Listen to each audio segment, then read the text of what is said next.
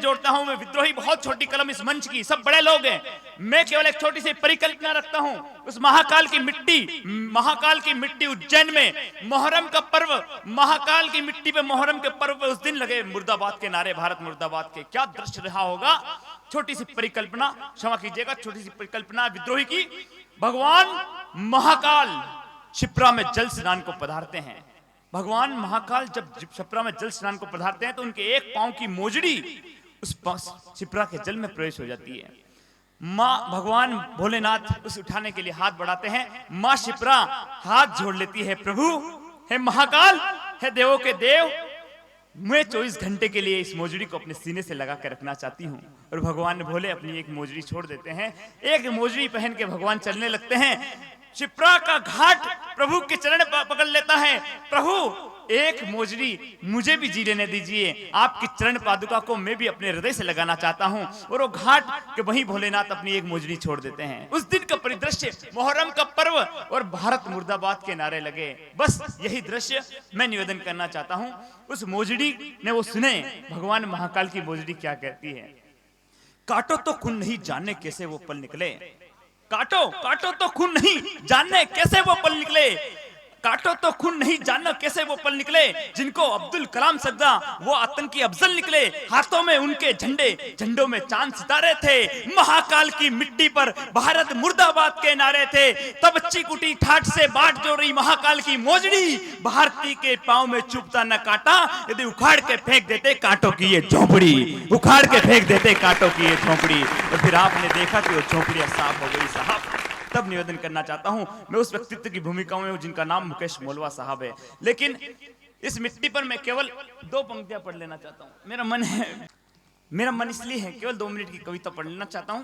बड़े लोग हैं क्योंकि कविता सुनने वाले लोग, और दूसरी बड़ी बात कि सर्वाधिक लिंगानुपात इस राजस्थान प्रदेश के अंदर जितना भी लिंगानुपात है प्रदेश का, उससे कहीं 0.37% लिंगानुपात इस क्षेत्र का ज्यादा हुआ करता है। बेटियों से मोहब्बत करने वाले नगर में आके मैं कविता पाठ करना चाहता हूं, इसलिए मेरा मन हुआ एक छोटी सी कविता के लिए। सुबह सुबह कॉल आया साहब, मैं नहीं जानता क्या परिदृश्य रहा होगा। हमारे पास मंदसौर मेवाड़ का वो क्षेत्र, अंतिम क्षेत्र कांठल में मैं रहता हूं, और वहां पास में मंदसौर है, मध्य प्रदेश का वो क्षेत्र, मध्य प्रदेश का वो नगर, पशुपतिनाथ की वो धरती, जहां पर एक छोटी सी बच्ची के साथ दुष्कर्म हो जाता है। तब निवेदन करना चाहता हूं कि सुबह सुबह कॉल आया, क्या परिदृश्य। सुबह सुबह कॉल आया, कॉल नहीं साहब मिस कॉल आया। मैंने तुरंत लगाया, शुभ समाचार पाया। मैंने कहा बहन अच्छी बात है, सुबह सुबह जगाया। मैंने कहा अच्छी बात है बहन, सुबह सुबह जगाया, मगर ये बता कि शुभ समाचार पे मिस कॉल लगाने की क्या बात है। बहन का जवाब था, भैया आज तुम्हारी बहन गम में लेटी हुई है। बहन का जवाब था, बहन भाई आज तुम्हारी बहन गम में लेटी हुई है। दुर्भाग्य दुर्भाग्य के मेरे आंगन में आज बेटी हुई है। मैंने कहा बहन बेटी होना दुर्भाग्य नहीं, परम सौभाग्य की बात है, मगर ये बता कि बेटी होने पर मिस कॉल लगाने की क्या बात है। बहन का जवाब था, भैया आज अगर मिस कॉल लगाकर पैसा नहीं बचाएंगे, तुम ही बताओ इस बेटी की डोली दहेज के साथ कैसे सजाएंगे। आज अगर मिस कॉल लगाकर पैसा नहीं बचाएंगे, तुम ही बताओ इस बेटी की डोली दहेज के साथ कैसे सजाएंगे। और आज फिजूली पर पैसा उड़ाया तो कल पड़ोसी मिस कॉल मारेंगे, जब दहेज के दानव इस कन्या को जिंदा जला के मारेंगे। गर्भ में कन्या है, डॉक्टर मिस कॉल मार देती तो मैं इस कन्या को गर्भ में मार देती। मैंने कहा बहन भ्रूण हत्या विचार ही धिक्कार है, बहन भ्रूण हत्या विचार ही धिक्कार है, जो हाथ बढ़ाए वो भी मक्कार है।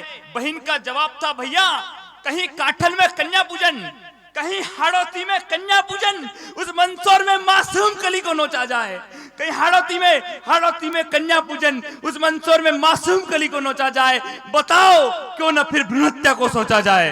बताओ भैया फिर क्यों ना भ्रूण हत्या को सोचा जाए और आपका आशीर्वाद बन जाए मेरी पंक्तियां। मैंने कहा बहन भ्रूण हत्यारे बनकर भिखारी घूमते हैं, कहीं जन्मों तक मांग कर भी पेट भरण नहीं होता।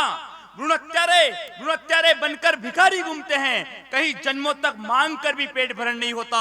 जो बेशर्म मार देते हैं कन्या को गर्भ में, 7 पीढ़ियों तक उनके आंगन में फिर बेटी का अवतरण नहीं होता।